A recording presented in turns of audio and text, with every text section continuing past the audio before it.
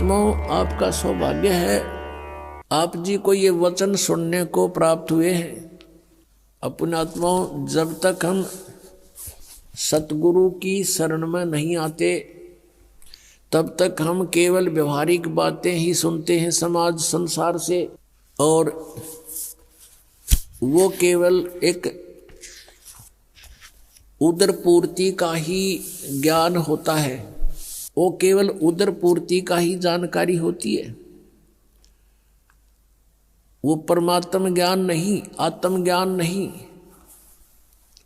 और आत्म ज्ञान बिना भक्ति की इच्छा उत्पन्न नहीं होती, हम अपना जीवन व्यर्थ कर जाते। पुण्यात्माओं, ये जो परमात्मा की वाणी आपको सुनाई है, इसको बहुत गहराई से सोचना है। इसके विषय में कहा कि ये बातें कहन सुन की नहीं, ये कर पाड़न की है। इनको केवल सुनने तक और कहने सुनाने तक सीमित ना रखना। अब इसमें कितनी गहरी बात बताई है कि ये सौदा फिरना ही संतो, यो सौदा फिरना ही। अब फिर क्या बताया कि लोहे जैसा ताव जात है काया देश राही, तीन लोक और भवन चतुर्दश सब जग सौदे आही, भाई दुगने तिगने किए चौगने किन्हु मूल गवाही। मनुष्य शरीर प्राप्त प्राणी किस सौदे के लिए आया हुआ है? जैसे आप जी किसी दूसरे शहर में जाते हो, दूर देश पहुंच जाते हो, व्यवसाय करने के लिए, बिजनेस करने के लिए 2 लाख 4 लाख रुपए साथ ले जाते हो, और वहां जाकर के आपने किसी धर्मशाला में या रेस्टोरेंट में कमरा बुक करा लिया। यहां तक तो उद्देश्य था सही, आपने जो क्रिया की बिल्कुल ठीक की।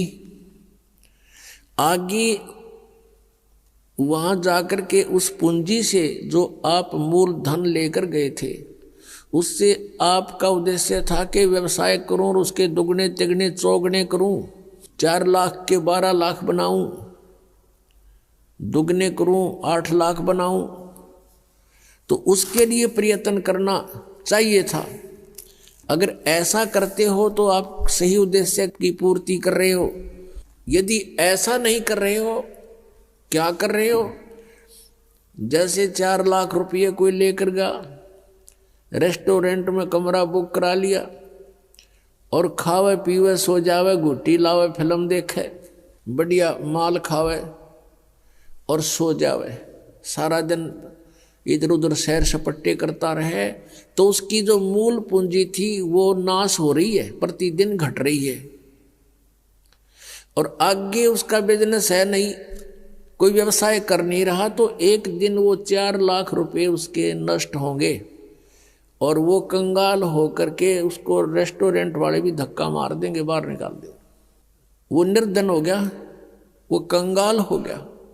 उस पूंजी से उसने दुगने तिगने करने थे, चौगने करने थे, तो वो सेठ बनता, साहूकार कहलाता।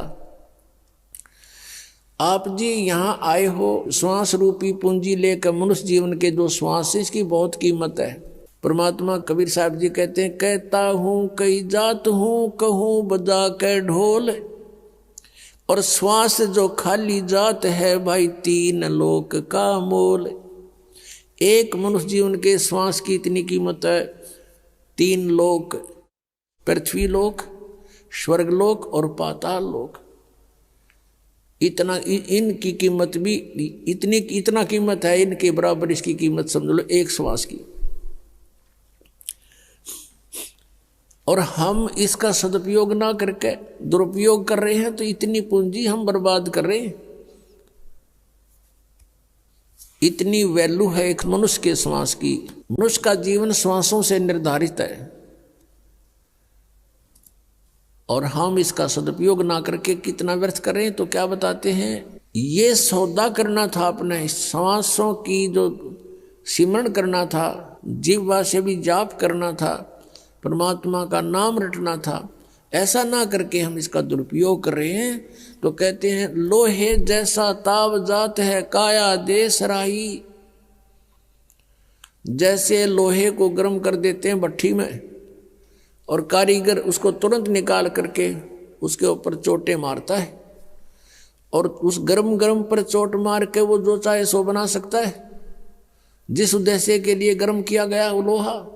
और यदि वो तुरंत चोट नहीं मारता है, कुछ ठंडा हो जाता है, तो उसके ऊपर चाहे सारे गन्ने झाड़ ले, उसका कुछ नहीं बने फिर लोहे का, क्योंकि वो ठंडा हो गया, बांगा टेढ़ा हो जाएगा। तो ऐसे ही ये मनुष्य जीवन जब तक आपके पास है तो आपका लोहा गर्म है, इसमें राम नाम की चोट मार लोगे तो आप इसका उद्देश्य पूर्ति कर लोगे, अन्यथा फिर बांगा टेढ़ा हो जाएगा, ठंडा होकर के कुत्ते गधे सूअर के मुख मिलेंगे आपको। ये सुंदर शरीर मनुष्य वाला नहीं प्राप्त होगा। इसी को पुण्य भी प्राप्त करने के लिए तो भी आपने भक्ति ही करनी होगी। और जिस समय आपको ज्ञान हो जाएगा तो आप तो इस मनुष्य जीवन को यहाँ प्राप्त नहीं करोगे, इसको प्राप्त करने का उद्देश्य सतलोक में होगा, जहाँ फिर कभी मृत्यु ना हो।